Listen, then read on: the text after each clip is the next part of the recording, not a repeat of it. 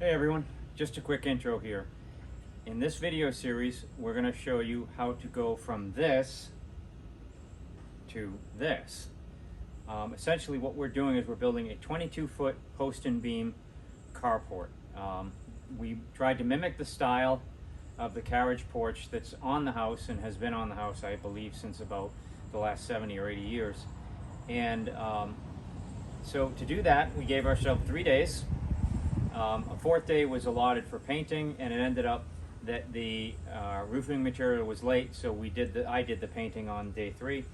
But 2 people, 3 days, material expenses $2,500, and there's still a little work, as you can see around me. There's still a little work to be done, but this first video I'm going to get into how to mount the posts to concrete. So we had an existing slab here, 12 feet, 20 feet, with the 18-inch overhang. We're 22, 23 feet, easily big enough for a car. But I didn't want to sink the posts in concrete, in the ground, and then pour concrete around them, because in Florida what I've seen is the beams rot. In 5 to 10 years they seem to rot. I had a lot of fencing fall over that was like that, and so I just wanted to mount them to the existing slab, so that's what we're doing. Anyway, so let's get to part 1, which is how to mount your beams to concrete. Let's get busy. Hey everyone, today we're working on this roofing project for the picnic table, and we're going to do a step where we mount posts to concrete. And I thought this would probably be pretty useful for anyone that's got to do that, including if you're putting up fencing and you've got concrete to mount to. But so what we're going to use is to mount these, we're going to use these post bases, but Tyrone's here and he knows a lot more about this, so let's talk about what steps we're going to do. Morning everybody. First we're going to mark our bases out. We're going to secure them to the concrete, will be step 1 obviously, and then we'll work on getting our column heights, because the concrete is not level, so each post will be a different size, and we have a laser level for that, which will get our heights, and then we'll cut and notch our posts out, and that's the most important part of the entire job. After the posts are done, then we can move on to the roof part, to the structure. But the posts are the most important, the heights, and obviously the fall for the roof. We'll work that all in with the level, with the laser level, because we're fortunate to have one of those. So. All right, don't get intimidated by all that. That's a lot of steps. We're going to show you how easy it really is, I hope. Let's get busy. All right, now these are more expensive bases than most people would use. They make some pretty basic ones that are just a few dollars a piece. These, they're about $35 a piece. So you've got your sides, you can see in the picture. Pretty straightforward what these do. And here is the actual post base. These are quite heavy. Here's your hardware, your architectural. These are just for looks. They're just ornamentation. The actual screws go inside those, but they look like pretty mean bolts. So here's your base. All right.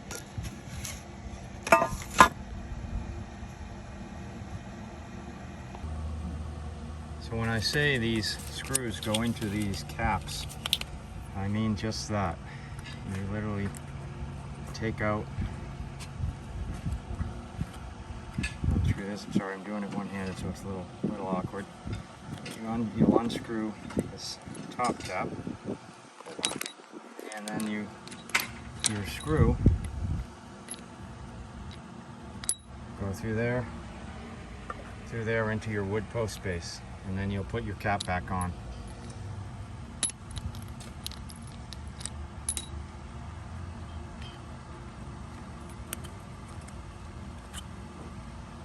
We just happen to have finished examples right here on these 8x8s. So there they are, all done. Okay, so first step before we mount the posts You got to make sure everything's square. What do you got? 29 3/4. So we're hoping that whoever laid this concrete pad 50 years ago.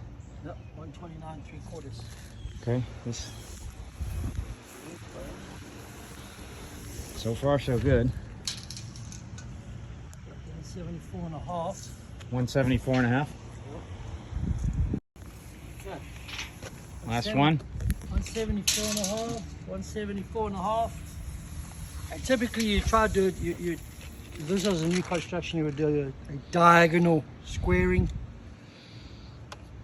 But with this big table in the way, I think we can forego that for one reason. But the other one is that concrete looks pretty square, and it's just a little porch or a little carport kind of deal. So if you're off a little, and because of the design, if one column is this forward, or vice versa, it'll still all pan out. You can square it up when you're up there. But, you know, it's not a livable space, so it's just a shade roof. Yeah, obviously this table is here to stay. Yeah. Unfortunately, it's a good table. I don't care for the benches. I wish the benches weren't there, but I'm not in the frame of mind that takes something out that was built back in the 1950s or even sooner. I have no idea, but I don't want to move it. So, all right, next step. Yeah, this pad is good. All right, so now we're going to secure the bases to the concrete. We're going to use Tapcons, concrete Tapcons, which are the blue, color in blue, not wall, which is white. You really want to use the blue Tapcons are good for all weather and also for going through pressure treated. Whereas the white is more for dry locations and then going through straight wood, normal wood. So, all right, let's get busy. All right, so let's talk about what type of bit you're using. This is a masonry bit? Yeah, masonry bit. Close up.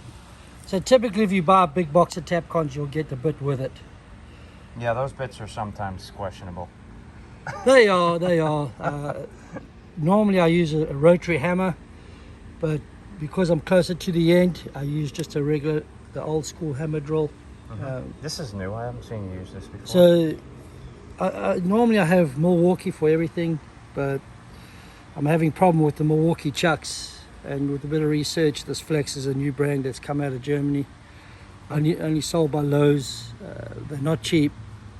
This is a $280 hammer drill, battery, 24 volt. Nice handle on it. Yeah, they're heavy. It's a man's tool, I can tell you right now. Everything about these tools are heavy, but the more power, the heavier the tool, right? All right, let's see how well it works. Yeah.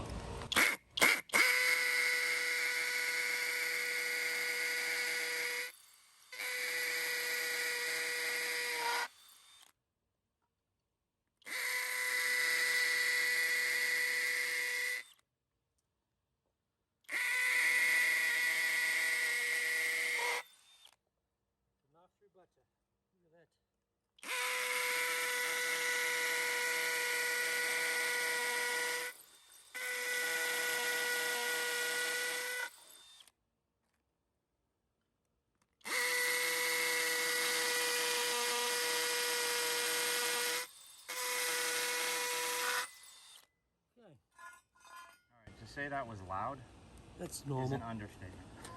Yeah, That is loud. That's typical for a hammer drill. A rotary hammer is even louder. Good news is you can see how deep the concrete is. So it's not Correct. like it's just a couple inch slab. It's at least 4 inches deep. Yeah.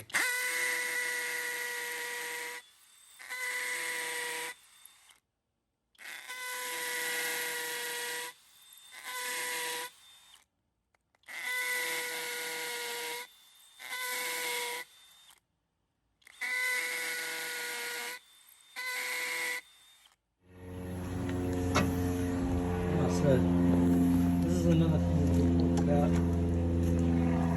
Pretty informative. Okay, so it's very good to drill a little further than what you're supposed to with Tapcons. Anybody who's used them before, when you drill them into the floor, you'll find that if the holes are not really clean, then they bind up before they actually go all the way down, and that's because of the dust in there. Right? There are typically two reasons why that happens. The hole is too small, or there's a lot of dust from the drilling. So cleaning them out is a good idea. And try not to.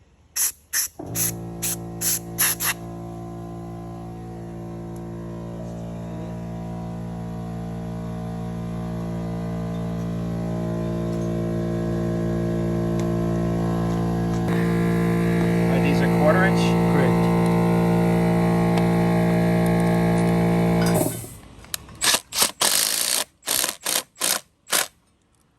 You don't need washers or anything on that? You just... Oh yeah, this is pretty hard.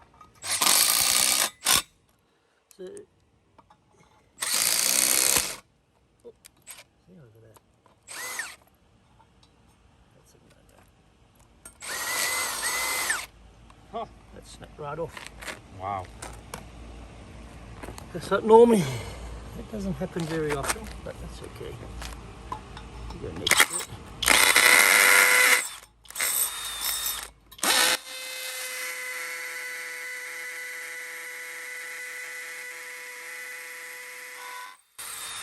So what happened here is one of those Tapcons just broke. It didn't even have any pressure on it. No. So The- Tyrone drilled an alternate hole at an angle. We got 3, but that's really strange. I've never seen him do that before. yeah.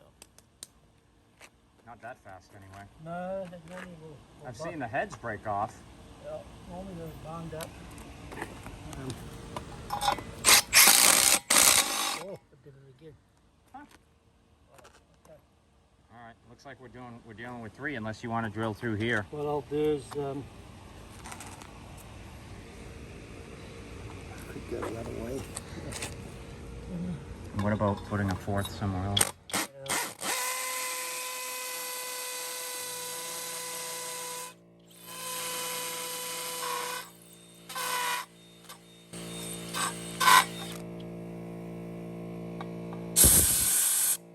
Last chance here. Thinking something's wrong with those Tapcons.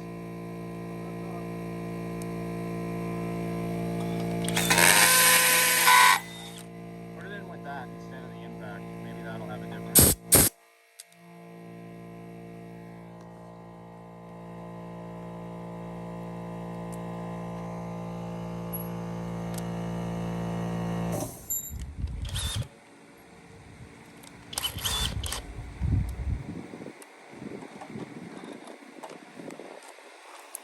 Here's hoping.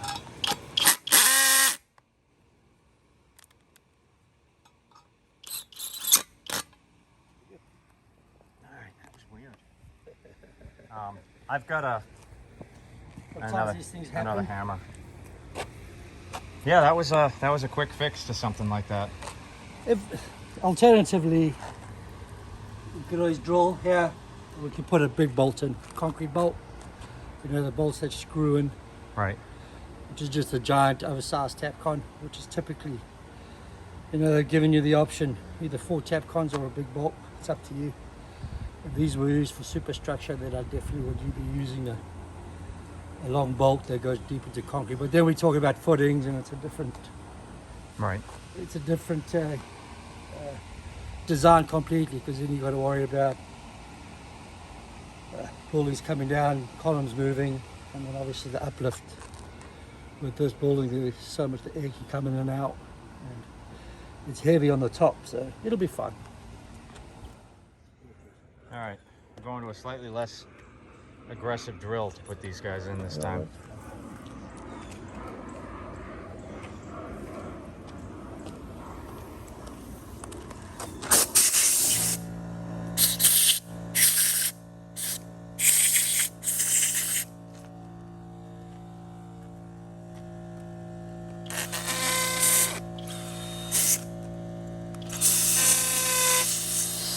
Stopped. We got the battery. Might be getting hot.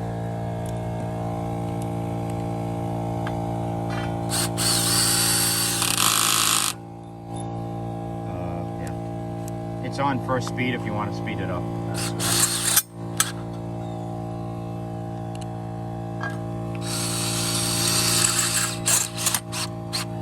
Figured we'd go slow. Slow.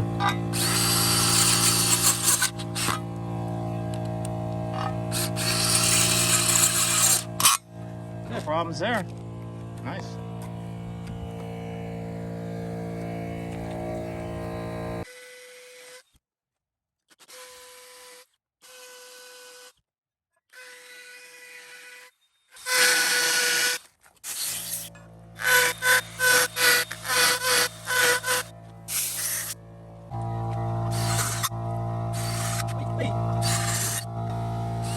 Oh, Another one broke? how about that?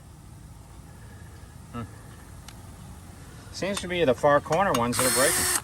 Yeah. Wow. Normal use. Normal use. To have 3, that doesn't happen. Huh? Yeah, so well, at least now we know it wasn't your your impact driver doing it.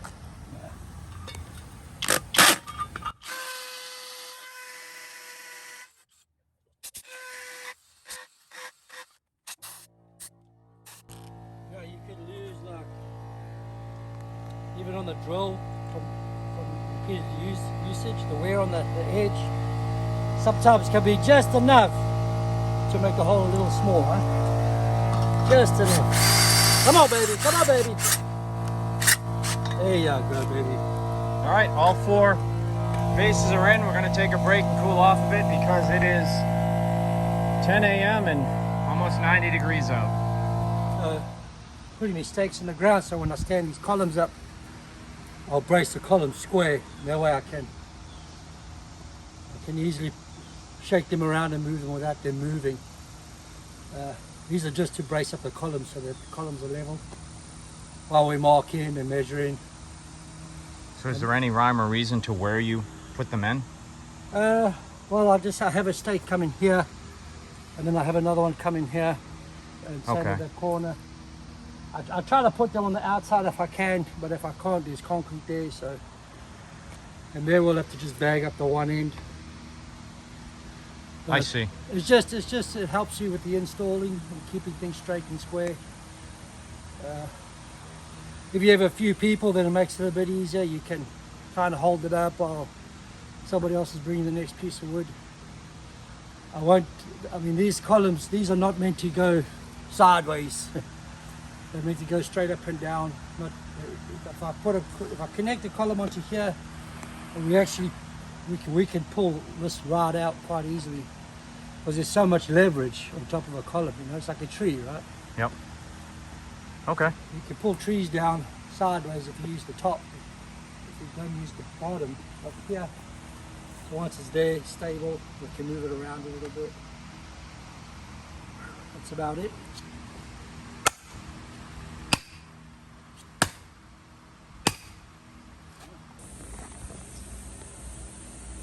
So I'm kind of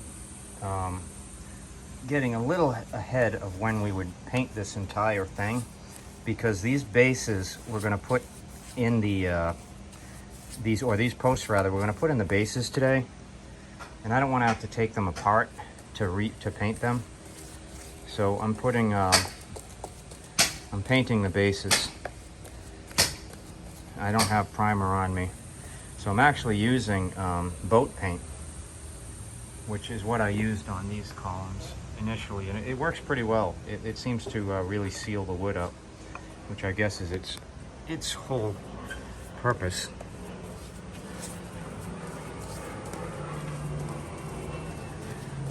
This will save me from having, when I paint the whole thing, this will save me from having to take the bases off.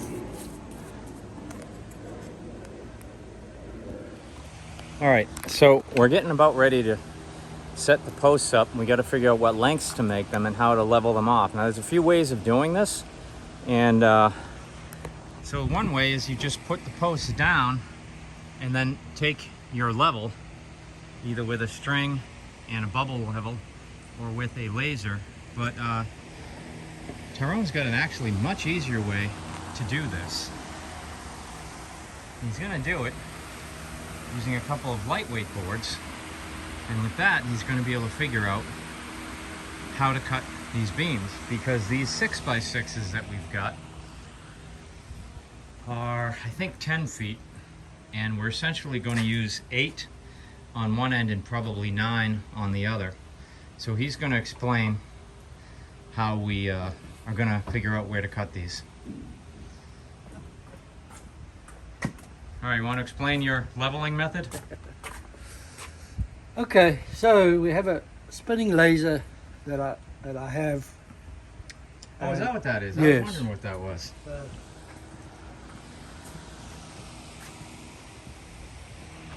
That's what this is. Okay, well, we don't expect everyone to have one of these. No. So a spinning laser, these are fairly expensive tools. I use them a lot in everything I do, especially when it comes to building pole barns and that kind of stuff, and barns and outdoor buildings. Essentially, it's just a laser that spins around, and then you have a receiver, and the receiver tells you to go up or down. I see. And then when you get a solid beep, it's level, and because there's a slight fall that way, I'll set this on the high spot of the base, get the level mark, and mark what base it is. And we're going to do north, east, south and west columns, and we'll mark it onto here, and then we'll transfer these marks onto the columns itself, starting at the base up, and where that mark lands on that column will be our level line, and from there we can get our final measurement to the top, whether we want 8 feet, 10 feet, 7 feet. That's something that we'll work out.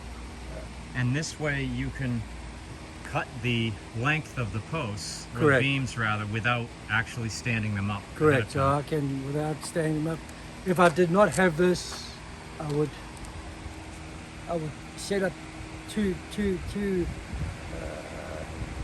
level posts. Either I can put the posts in and square them off, make them level, and then run a string line with the string line level, which is a lot of work. It is a lot of work. A lot more work than that, but Than this, so let's explain that, because most people won't have it. Let me get a level. Okay. So the traditional or old school method would be to use one of these, a bubble level, and a string going across. And let me get Tyrone in, but with the string across, you'd be able to figure out exactly where each post should be. All right, so this is method number 3. Yeah. So these are called string levels. Correct. Your string will go through there, and then you move it up and down one end while someone looks for the level. So you'd put this in the middle of your two ends. You run your string, and then you'll put this in the middle of that, and then you'll get your level, and that's how you'll get a string line level. This is the most inexpensive way. These are a couple of bucks. I mean, you get ones that are more expensive. The spinning laser is $1,800. This is about $5 to $10. And you probably have one of those. Correct. And this is obviously So the other between way. the 3 methods, you'll probably be able to figure it out. You know, this is great for long distances, and being level is, as long as you're within an acceptable range, because you want to have one higher than the other so the water can run away. If you're off a ½ inch or so, it's not really a train smash. You know, it's not the Taj Mahal, it's the other hole. So here's the difference between The east and the south. And this west and south is going to be very, very close. That's not that bad though, really. No, it's like an inch. I mean, the concrete's been settling for 50 years. Yeah.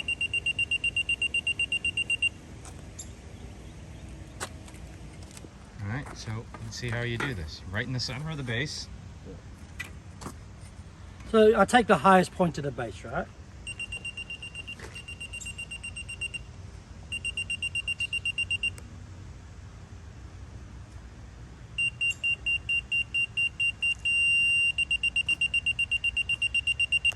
See, there's a little arrow that tells me up or down.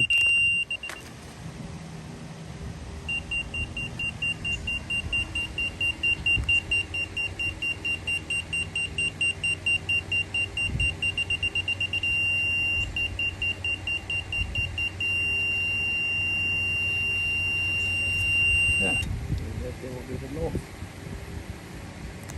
Alright. So what's the receiver on this thing? That's the speaker. Yeah, that's just the volume, the sound. So what picks it up? This infrared right here. Oh, I see that strip there. Correct. So this picks it up, and obviously this is your goal hole right here, if you want to call that. So as long as it lands within there, it'll start registering where it's going to be. That'll start beeping. And this works well over 100 feet. So typically any laser level is good for. It's only out roughly about 1/8 of an inch over 100 feet. And if it were, like, let's just say it was dark out, we'd see this. You would see it. You'd see it. Yeah, and it has different modes. You know, it has a lot of different modes of, you know, you're at the top, and then it'll also do like a shutter. So if you just work it in this area here, it would just knock that out if you wanted to. So it's different modes.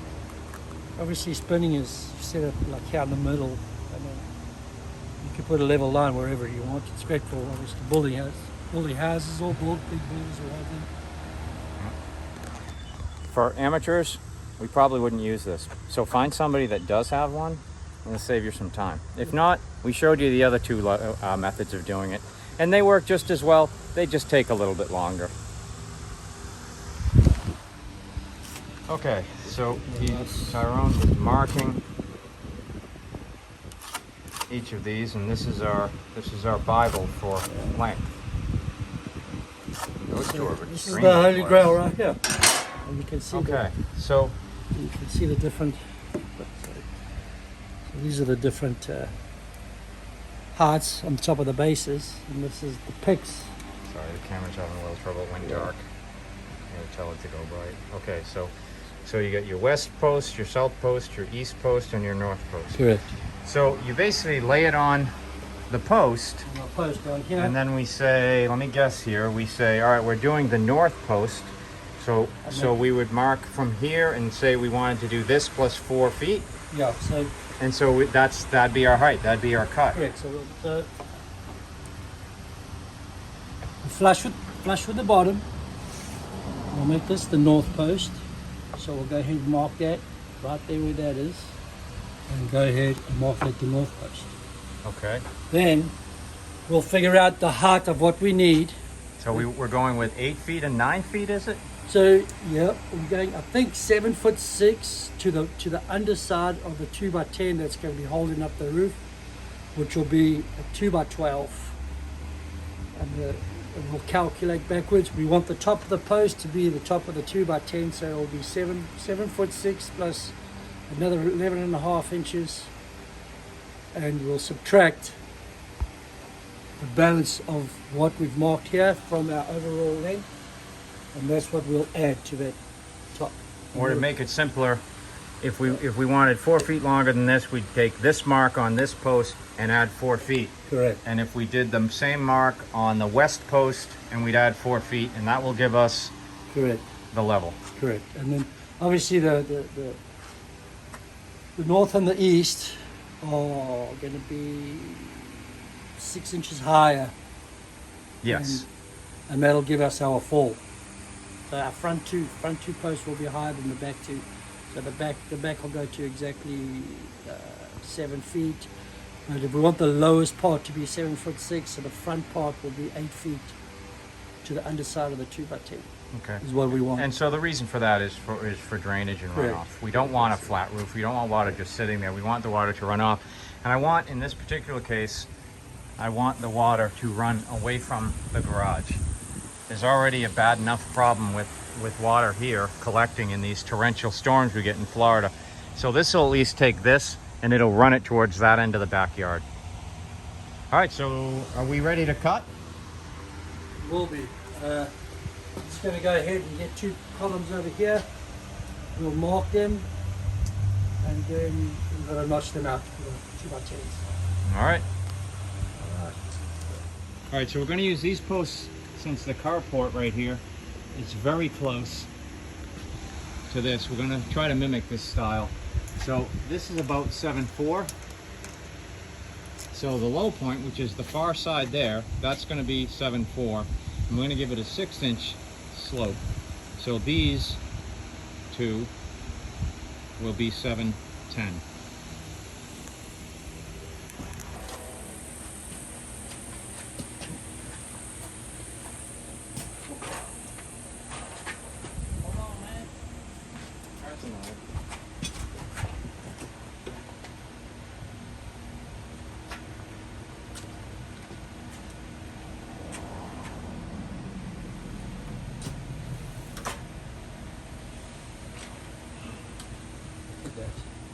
All right, so we've got the cut line marked with tape, which we will take off before we hit it with the saw, but we just wanted to show you.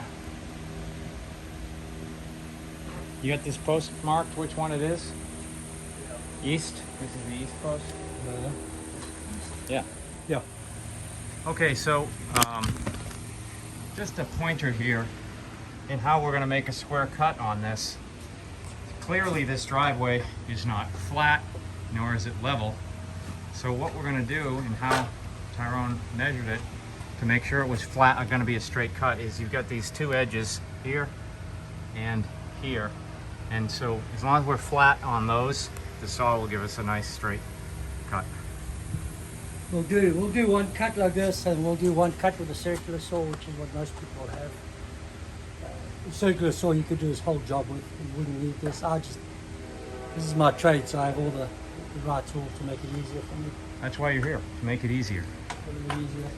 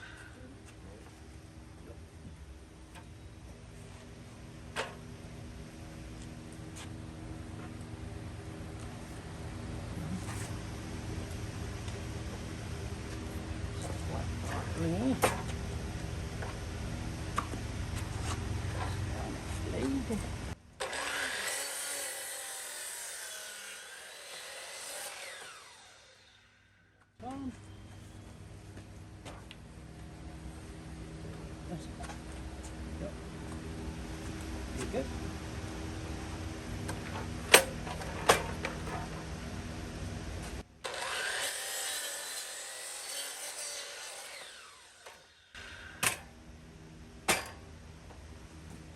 All right, so for those of you who do not have a miter saw, we're going to show you how to do it with a circular saw. And essentially, let's just talk about, we marked the length All the way around. and then all the way around, so we know exactly where to cut. Now this is that German company again, Flex, huh? Yeah, this is a worm drive, 24 volt. Again, this is a man's toy. It's very heavy. Do you want me to get out my old Craftsman circular saw so you can really go old school? But, you can demonstrate it? No, I'll take this over any saw. This is a worm drive, so it's like a left-handed saw. I'm stronger with my right. I like to see where I'm cutting. Oh, I see. But a regular circular saw, it's the blades, the motor, everything's the opposite way around, right? So this has a fair amount of power.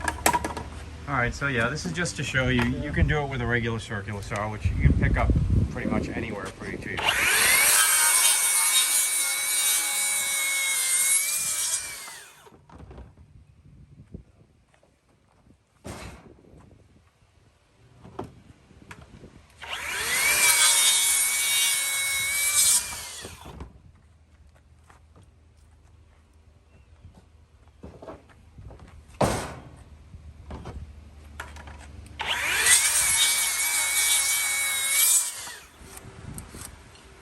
Number one tool in carpentry. Don't start without it. Besides, obviously, a tape measure.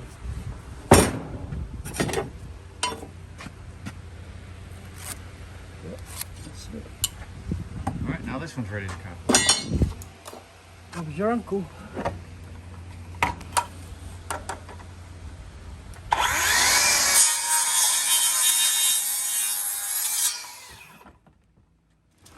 Okay, so this step, you're cutting the notches out. And the notches are for the 2x10s? 2x10s. Which aren't 2x10, they're 2x9 and about a quarter. Yeah, it's supposed to be 9.5. It's Used to be 9.5. yes, it's supposed to be dimensional lumber. Things changed way back when. Rule of thumb, everything. The number when it comes to lumber from a box store, Home Depot, Lowe's, Menards. They work 2x4s, 2x10s, 12s, 4x4s. Everything is a 1/2 inch to 3/4 inch shorter, depending on. This is a 2x10. It's 3/4 of an inch shorter than 10 inches. So it's a 9.25. If you deal in lumber for furniture and lumber for tables, you don't deal in inches. You deal in quarters. So if you ask for a 2/4, it's exactly a 1/2 inch board. If you ask for a 4/4, it's exactly 1 inch thick. If you go and ask for a 2x4, they're going to ask you what do you want it in quarters, because everything's measured in quarters Makes of 9 sense. inches. Makes sense. It's true dimensional lumber. So that would be 9.25. So yeah, this is 9.25. And what we're doing here is we're notching out for the. This is strength, and this notch out is to take the 2x10 also for strength, so that you have something that is. It can't go past. It can't fall down. Yeah. Right. Rather than Sitting just, on top. a lot of construction would just nail it Just bolt to it the, on. to the side. We're gonna notch it in. We're so going to it's, notch it in. Typically, that's the best way. There's no movement. We are putting two 2x10s, one on either side. We're going to be carrying 2x12s, so that's why the double. So what he's describing here is almost like railroad tracks. So you've got, what you're gonna get is you're gonna get, this will be part of the post. So just the top I'm notching out here. Yep. This here we're going to go straight up against. Okay. It'll be added strength. We just have one board that is going to take, I believe it's the passive load, is that correct? Where it can't go down. It's going to have 1/2 inch lag bolts. So it's not going to go anywhere. I can show you. All right. That way we just have more meat here to bolt onto. But it'll be fine.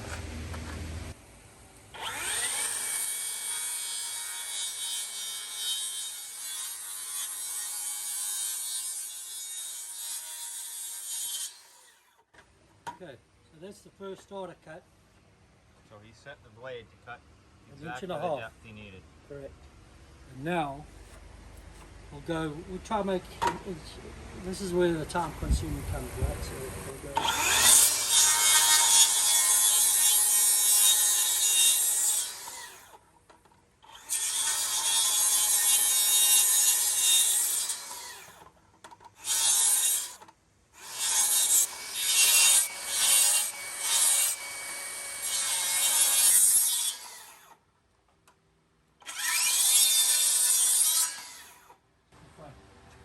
So these cuts are how you're gonna notch it out. So you can just knock these pieces out.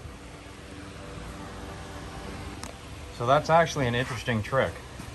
Putting all these slots in there. So then he can just, I mean, you can see the pieces are ready to come out.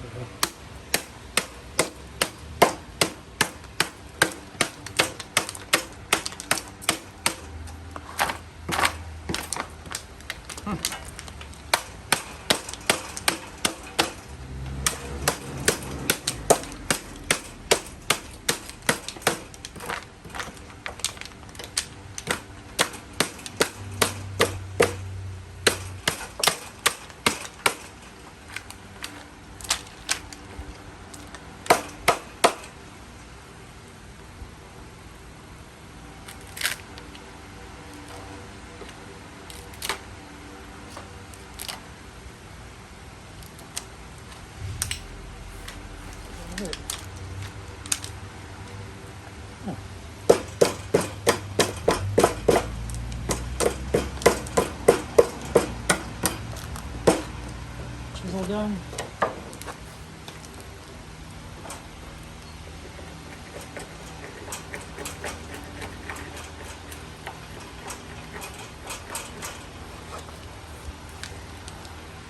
Yeah, that's about it.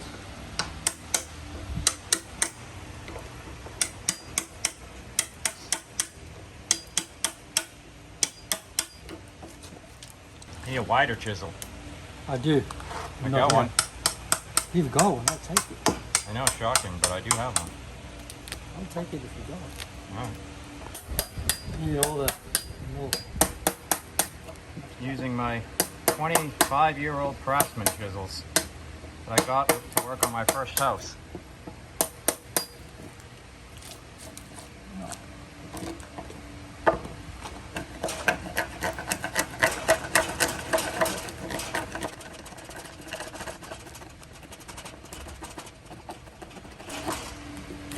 This is like old school 19th century woodworking. Yeah, there are easier ways, I'm sure.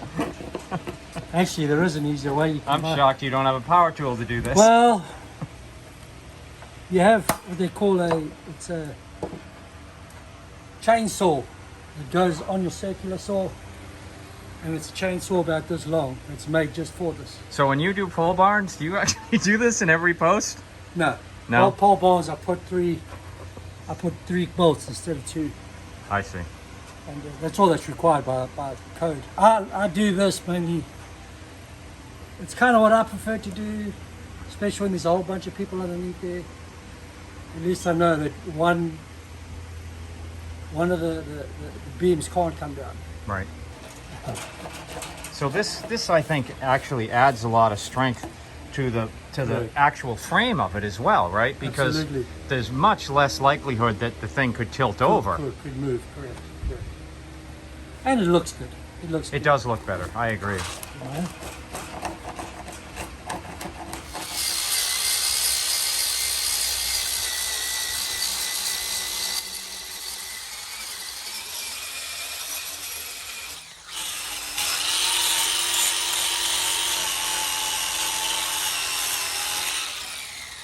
Not bad. That's 2 down. Sit down, baby.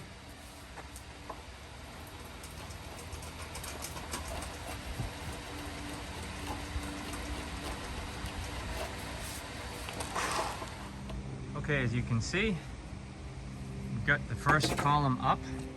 It's not screwed into the base. What we're doing is we're using these 2 boards to level it off and make sure that it's square. So I'll show you the whole process. It's not complex. Hopefully the camera won't overheat. Actually, I relocated to the shade. So, all right.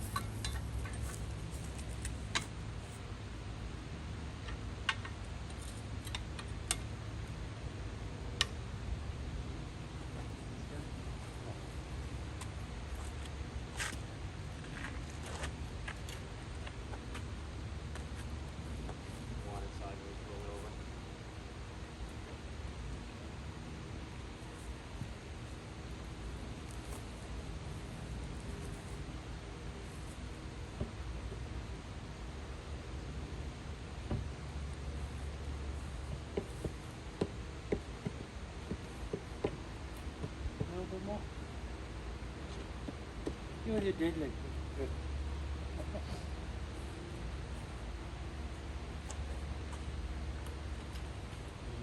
All right, so once we're in, we're gonna level it off, okay?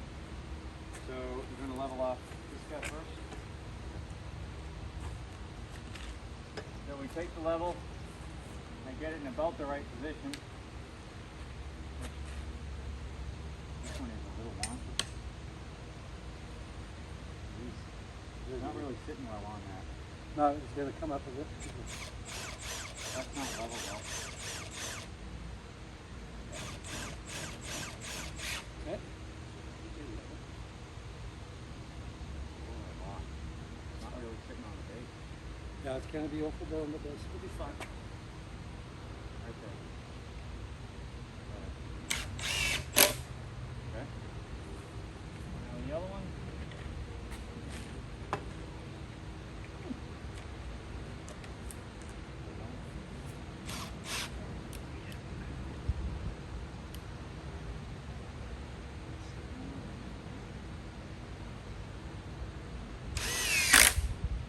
Good. So that's how we did it. We used the level. Now we've got 2 up We'll do the two fronts.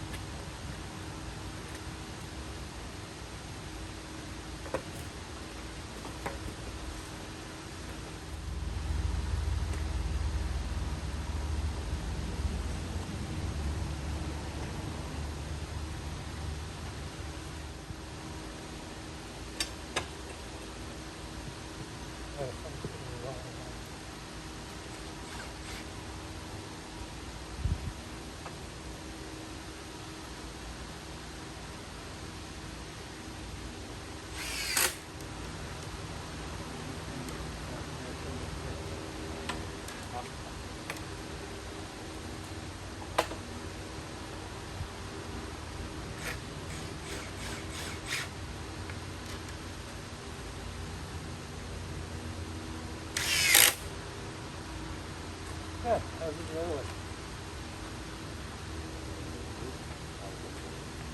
Perfect. See, and it's not super, so the night you can at least go screw the bases in.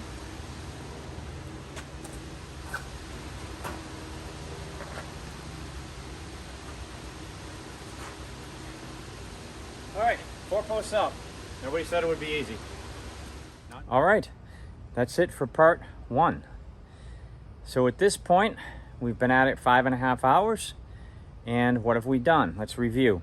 We've got the bases mounted to the concrete with Tapcons. We've got all 4 posts cut, notched, standing, and braced. Now you may wonder, well, why aren't we attaching them to the bases yet? So we haven't done those bolts yet because we need to get these cross beams up. And the reason why we need to do that is to make sure everything's square. So we'll be tackling that in part 2 coming up real soon. Take care.